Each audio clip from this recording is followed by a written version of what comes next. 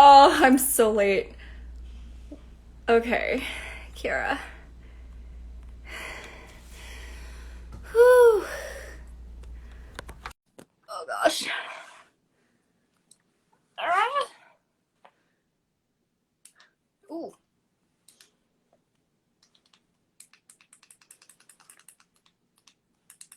Oh my gosh. I'm so. This is literally.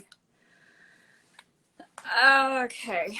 I do not even want to think about how late I am right now. Oh gosh. Mm. Thank goodness no one's watching. Okay.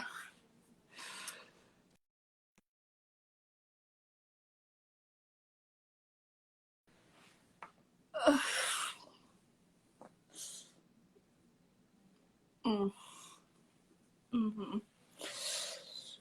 Uh, okay. Oh no, Kira's not able to join. Let's try again. Uh, Kira. Oh, this is a completely nope. Week 2, everyone. Here goes nothing. Hello, Jim. You are seeing me wait for Kiara right now. I literally just ran in the door. Hi, Katie. I am waiting for my co-host. I'm going to check and see if she's on.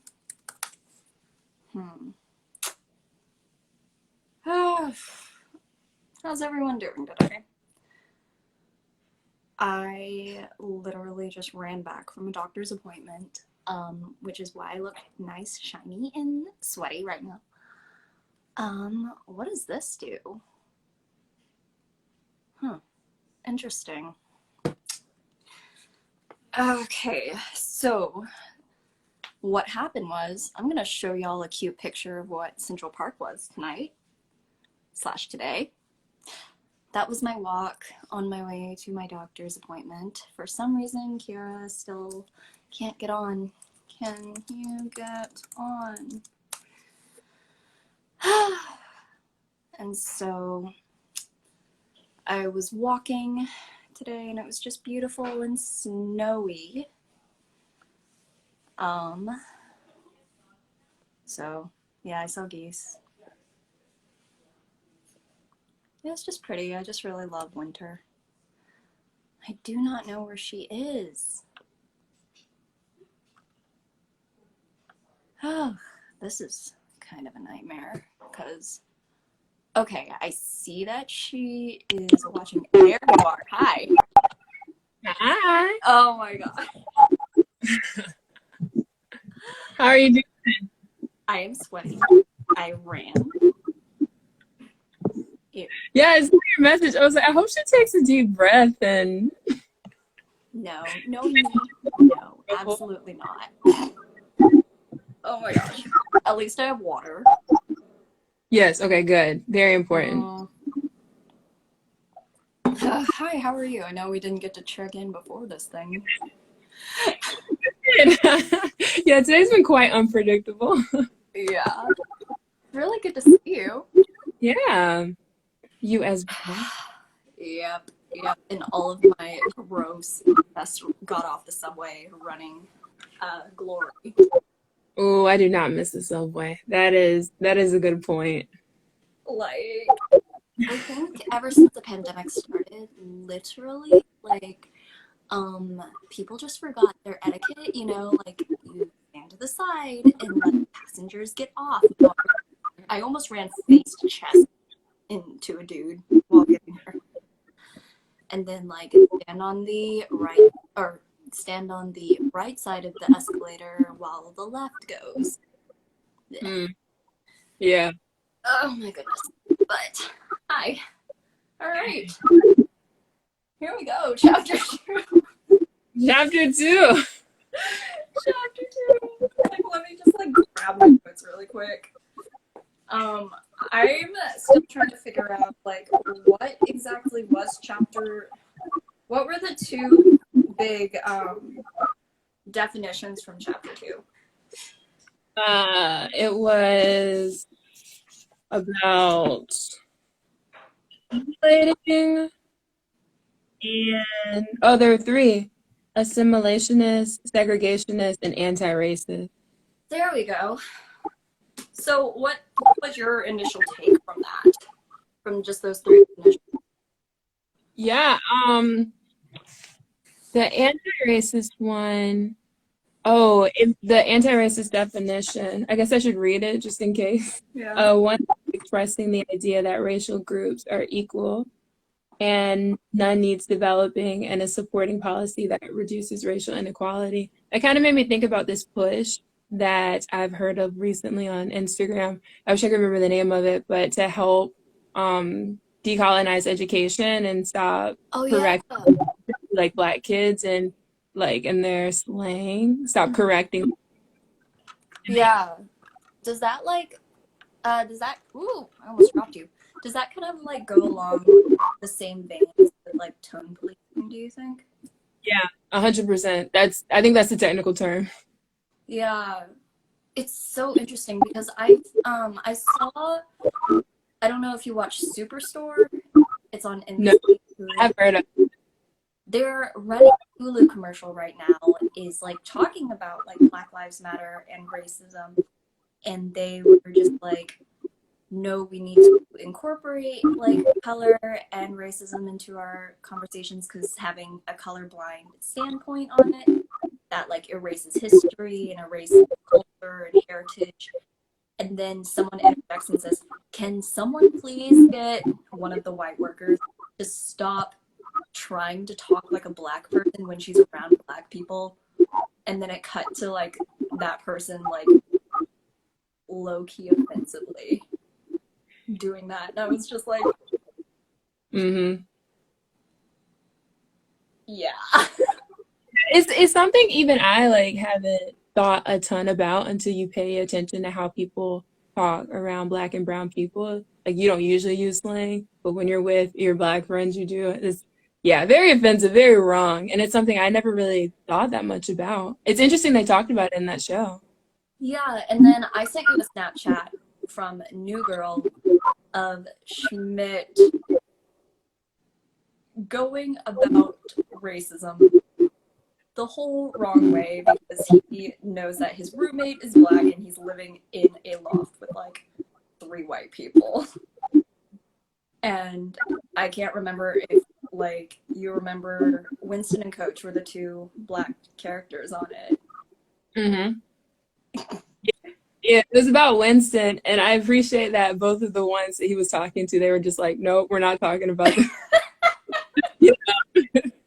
And leave. Yeah, I mean, it's one of those things where he meant well, but dude, like absolutely not. Just don't worry about it. Just don't worry about it. Don't worry about it. Like, I don't know. I sometimes feel very uncomfortable bringing up race whenever people are like kind of gesturing and like this to like me, like, isn't that how you feel as a Asian? And I was like, that's just like my own experience. I was like, what do you mean? Like, we both have the brain. How is that affect me just differently because I'm Asian? I don't know. It was. How do you think TV shows take the topic of racism, especially nowadays? Such a hot button topic for shows. I think it just depends on the show. Like, I think The Bold Type did a great job handling race and racism whenever it came up. I feel, I watch shows like Big Bang Theory a lot, where it's like the one person of color, Raj, and they don't really talk about race until it's until sometimes, because like part of it is Raj's friend Howard makes like racist jokes. That's like, so it just depends on the show. I've seen it done really tastefully, and then I've seen it completely ignored, and then I've seen it like not handled well. for sure. Like, okay, so like tying that back into our definitions for the week, assimilationist and segregationist, Mm-hmm. like as it pertains to like how TV shows handle color. Like I've seen he talks about how assimilation is like making the characters more white or more palatable. So I've definitely seen TV shows that have taken like people of color and have whiteified them. Does that make sense? Like they go to the schools, they're upper middle class. It doesn't really talk how race plays into the class system, how it kind of affects like education and all of that based on the color of their skin. So like in terms of like assimilationist, and they're both definitely racist ideas. And so the like I don't know, the solution of it is according to the book, one who is expressing the idea that are equals and none needs to change itself to be more like the other. Mm-hmm. Also, I'm so sorry. Are you hearing something weird from me? It's kind of going in and out just a tiny bit. Okay, I'm gonna let you talk more because I think it's my issue. This is technology, but I agree. It was really interesting to hear the three different things because usually I think anti-racist and probably assimilationist. I don't really think about segregationist a lot. So to hear like the three different examples and how he further describes them throughout the chapter was actually really informative for me. Mm-hmm.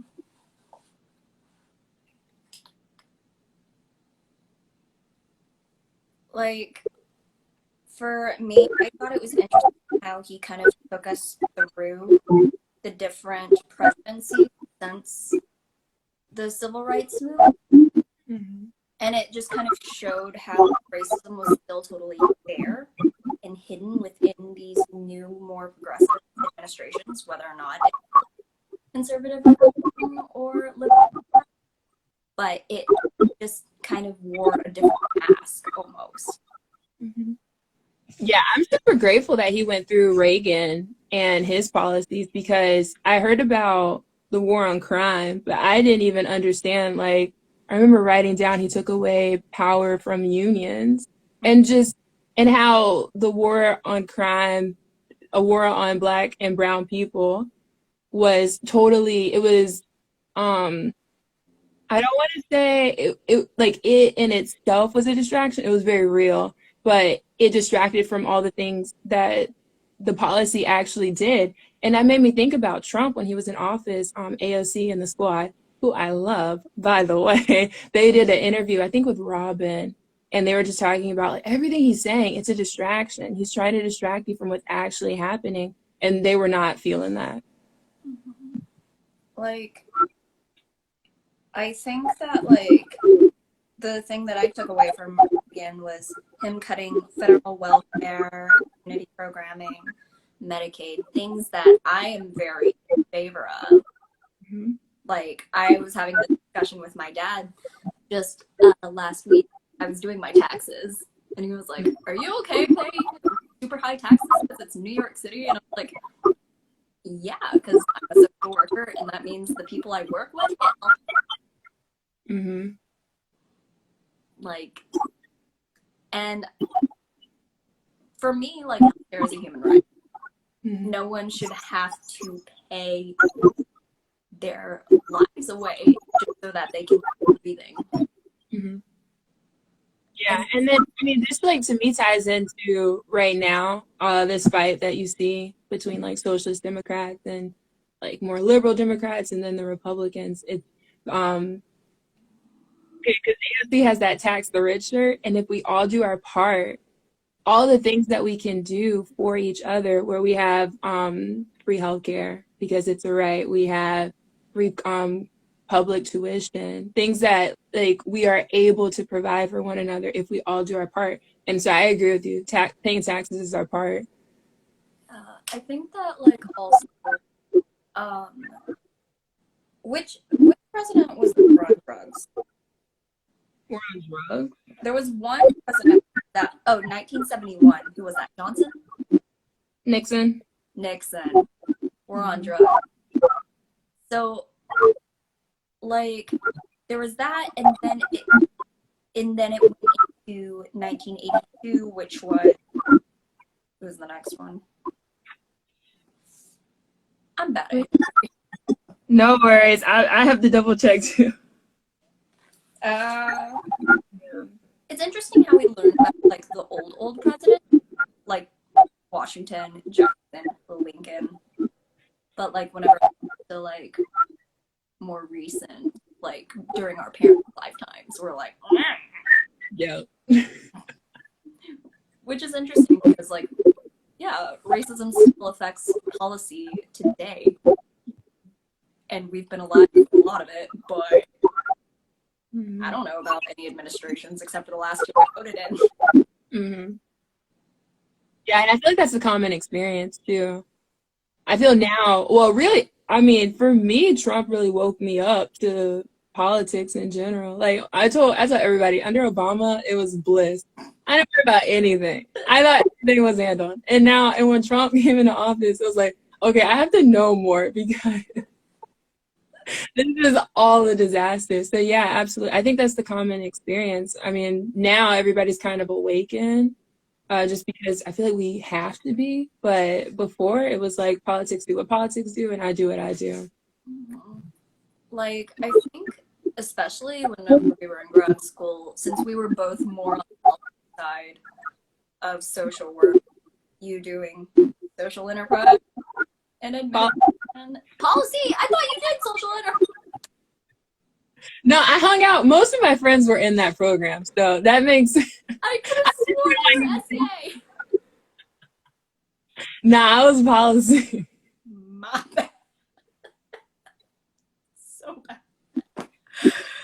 Was that just because of your internship with pencil? Yeah, and I mean, other Hannah, had the same internship, and she was SCA, so that's what I understand. But like, it's so interesting to see like how racism like almost redefined itself throughout the years. Because going from it's just hate crimes, racism is like solely hate crimes, but now we're seeing an entire like, housing policy. That's racist. Redlining, school district. Mm-hmm. What else? Yeah, it just modernizes. Yeah. It's terrifying, but 100%. Even this COVID rollout, we're seeing it. Like, less and less people of color are being able to get the vaccine faster. But also, since there's such a history of medical abuse on communities of color, like, that's also a huge issue, because I don't think that, like, medical abuse is really addressed either. Right. Like, so you're definitely with this vaccine, the distrust of medicine in Black and brown communities, definitely. Oh my gosh. So it just walks us through all of these different administrations. Were your parents alive during how many of these? Yeah. Let me think. Maybe since the beginning, yeah. Whoa. True, definitely. Yeah. Like, my dad's told me stories about growing up in Jim Crow South, where he got like smacked upside the head from an ant because he drank out of the wrong water fountain one day. Wow. I was just like, oh, you were alive for that. Yeah, and that is like kind of surreal to me, because if you think about it, my grandfather was 18 when the Civil Rights Act was passed. Not much time has passed, and we teach it like it was, so many years ago, like, that was a different America. But no, it like, and I think that's understated and underestimated in how we're dealing with the effects of that still. It wasn't that long ago. Like, Rosa Parks just died. Mm-hmm. And, like, Ruby Bridges is still alive. Mm-hmm. We got Martin Luther King's daughter. She's still out there. She's tweeting. I love her Twitter. Yeah. She's Like, got a bomb Twitter. It's wild. Mm-hmm. It's wild. Like, we have these people who are alive that could tell us and are telling us what was wrong with all of these administrations. And people are just like, ah, really? Really? That was a thing? Oh my goodness. We totally went down a rabbit hole on there. Definitely. Was there anything that stuck out to you? Any more things that stuck out to you during this chapter 2? I was thinking, like, I wrote in my notes something that said social work program focusing more on clinical versus macro, and I kind of like was thinking on like how that might have played into it, knowing social work is political. The NASW, I don't know who's in leadership right now because I've never paid dues or signed up for it.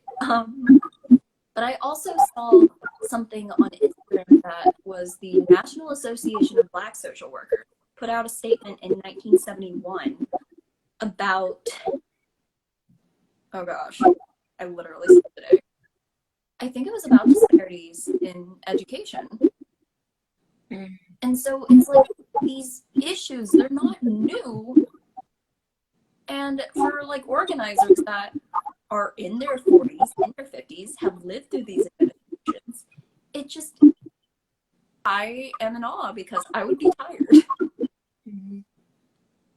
Like, and I'm wondering if our education as social workers, like, you know how like policy and the macro students were really outnumbered by people that wanted to go into clinical, which is still a very admirable like profession and feat, but like I wonder if like schools funding their social work programs, putting students more towards clinical track rather than policy and leaving policy to actual poli-sci people. I wonder if that's ever played into it. That's very interesting. That's a very interesting point. I'm just thinking about, because when most undergrad social work programs are clinically, even for me to find a graduate program. Oh, Oh no. You're frozen. I'm frozen? Yeah, you're frozen. Oh, you're little, I've got a circle on your, okay, I see you now. There we go. Okay. But even to find a graduate program with policy, it was a bit of a struggle. And I think it's because, at least the way I saw it, social work marketed in general, it's thought of as clinical. People don't really understand how diverse and how big of a field social work is. So that's very interesting. That's a great point you bring up. Like, I thought our class was like super diverse, had so many brilliant, talented people going into policy. And yet, whenever people still think about social work as an overarching profession, they don't think about us as lobbyists, policymakers, experts on political theory, movements, or anything like that. Whereas like social workers have been there from the beginning. Yeah, it's just the way it's thought of, I think. So hopefully we'll have more social workers. Because I remember actually one of my classmates brought this up, how social work at some point, I guess because the person who has a social work title is more than likely clinical. But if you have a social work background and you work in policy or you work in nonprofits or whatever field, then that's more of the mindset. And that's kind of how I went into graduate school. It's more about the framework as opposed to the title. And so maybe that's why visually a social worker is working clinically. Yeah, like I'm working clinically right now, and so I'm working within the systems that like actually shaping systems towards being more racially conscious and more equitable. Like I'm finding it very hard to communicate with the larger systems at play, just in my own like work and practice. I mean, you did people, so you got a little more macro than I did after grad school. A little more. I worked a lot. Well, I don't really social work in terms of like working with people, but I taught English. So That's so interesting. Like, what do you think about like the title of it was from the term dual conscious, and the quote says, "One ever feels his two-ness, an American, a Negro, two souls, two thoughts, two unreconciled strivings, two warring ideals in one dark body. Dog strength alone keeps from being torn asunder." And that's a quote from Du Bois. I can't speak French. And that was written in 1903. What page is that quote on? 20 what? 28.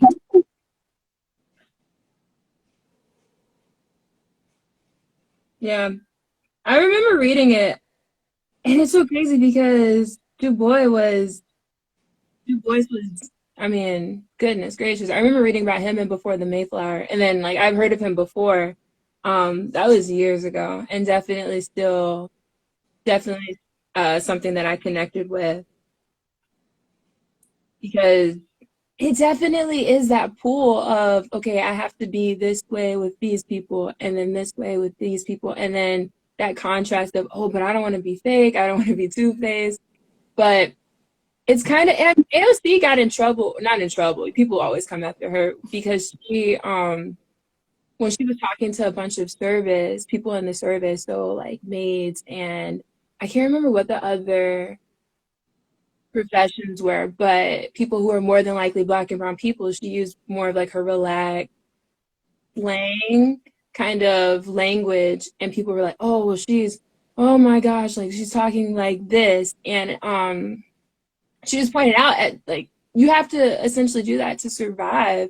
That's a common experience for a lot of Black and brown people. So absolutely, like that is something we still deal with to this day, I think. Yeah, because it's like the issue of code switching to be in these spaces, like especially whenever we were in grad school once again, and trying to talk about race, but in an academic perspective, whereas it's a very real experience, and you can't like write an academic paper over a lived experience sometimes. Like you can't put that into a textbook. But in order to get the degree, we had to use academic language. Right. Especially when there's tone policing. So I feel at some point everything's gonna come back to a circle. It's all related. But yeah, there's definitely, you're taught that this is how you speak here and this is how you speak at home. And it feels like two very different worlds. Yeah, it's like how do you reconcile that? I wonder, it just becomes your norm, right? Like you think that's how it is for everybody, and then you read books or you talk to your friends, you're like, wait, you don't do the same thing? That's how I always figure out my norm is not the norm, by recognizing that someone else's norm is different. Like, I think it would also be, this isn't super comparable, but like I would talk to my parents and address my parents differently, like in public than I would in our home, and kind of the duality of that too.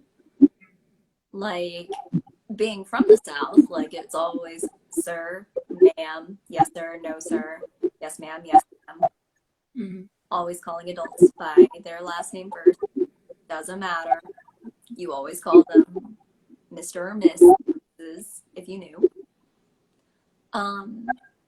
But if you knew them more on a personal level, so like kind of that like duality, but I'm also seeing a lot of that being blurred too, where people are kind of recognizing, professionalism and decorum really is almost a thing of the past. Like, you don't see people on airplanes anymore. Mm-hmm. Yeah. Like, I'm interested to see if those dualities and that dueling I'm interested to see if, like, the further we go, the more that we as a society and community talk about this, if it will disappear eventually. Yeah. And I'm definitely interested to see that, because I even see myself, like, my mom talks about professionalism. That's not, like right now, nurses, not like nurses in general. I think, what happened? And I think nurses were wearing like black yoga pants instead of scrubs. And then like my cousin was freaking out. That's not professional, right? And every time I hear professional now, I'm like, that just means you need to look more like a white man. That's like the baseline of professionalism now. And so like I know I'm moving past it. Like I'm not a white man. And then I have one of my Peace Corps colleagues, major shout out to Reggie. He was saying that to him, if you're being yourself, you're being professional.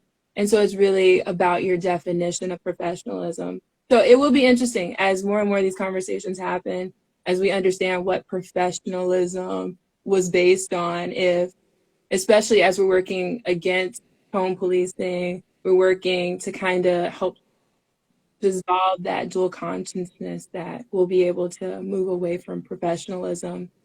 Yeah, like with whenever you think of professionalism, you think of nice clothes, you think of actually putting makeup on, which is, everyone should have that choice on whether or not they feel like putting makeup on.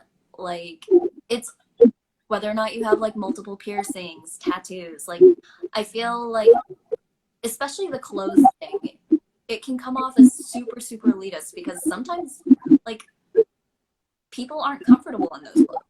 Mm-hmm. They're not comfortable in those clothes. Yeah, that too. They can't afford those clothes. I think that really in on who set that standard. Mm-hmm. Very important.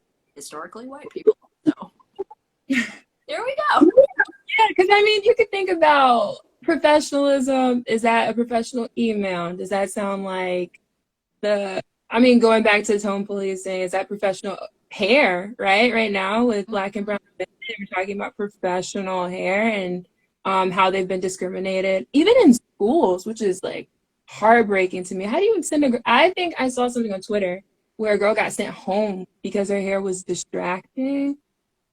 So, but now there's this big campaign. I wish I could remember the name of it, but I remember Crown Act.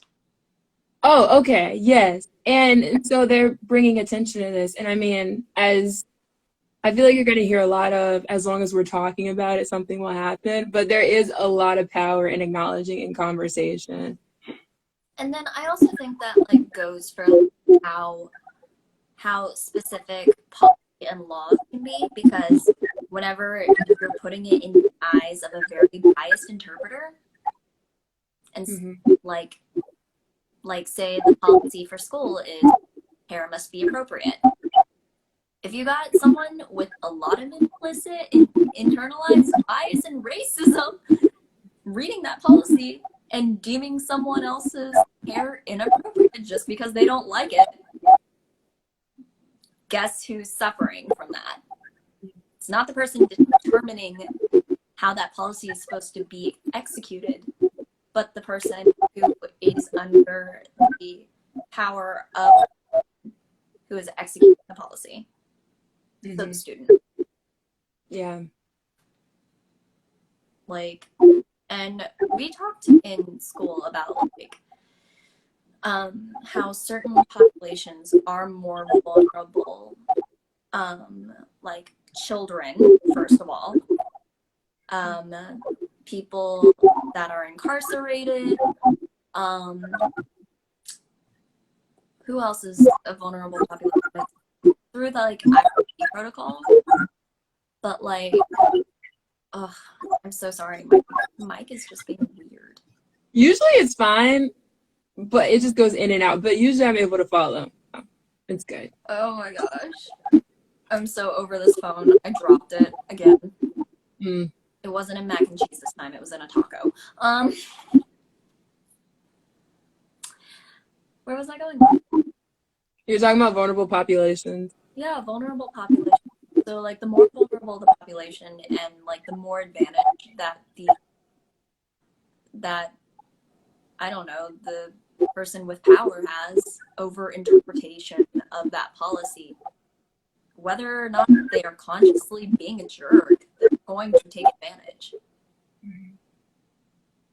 And honestly, I don't think that these bias trainings that we have in like office settings in corporate America, in school, sometimes I don't think that that's really enough to really address what is at the heart of these issues. Is that like you can have a million trainings, but if someone in their brain is already wired to start judging a person based on how they're interpreting this policy, I don't really know how many trainings can change a person's mind like that.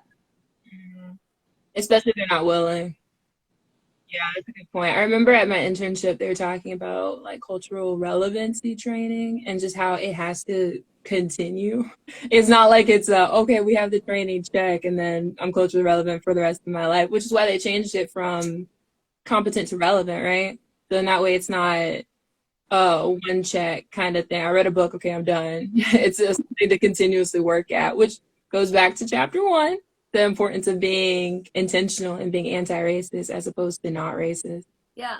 So if you're like working to be anti-racist, like doctors have to keep their licensure by continuing to like study and continuing to interact with the whatever doctor population they're a part of, doctor club. But they have to continuously keep it on their brain. I think it can be said for racism too, or anti-racism too. Definitely. By the unfortunate flip side, racism. Because if you're steeped in racism, you're gonna speak about racism. It's almost like if you're not intentionally doing it, then the status quo, like not doing anything, not falling into racism, it's gonna continue into racism. Yeah, for sure. Do you have any final thoughts? I know we definitely went over this time, but that was all because of my technical issues and my train issues. Oh man, we are over. I just thought about page 29. There's quote that I thought, oh, it's not even that long. To be American is to be white. To be white is not to be a Negro. And that was Du Bois. Du Bois. I promise I know how to pronounce their name. For some reason right now I'm just struggling. But yeah, when I read that, I was like, oh.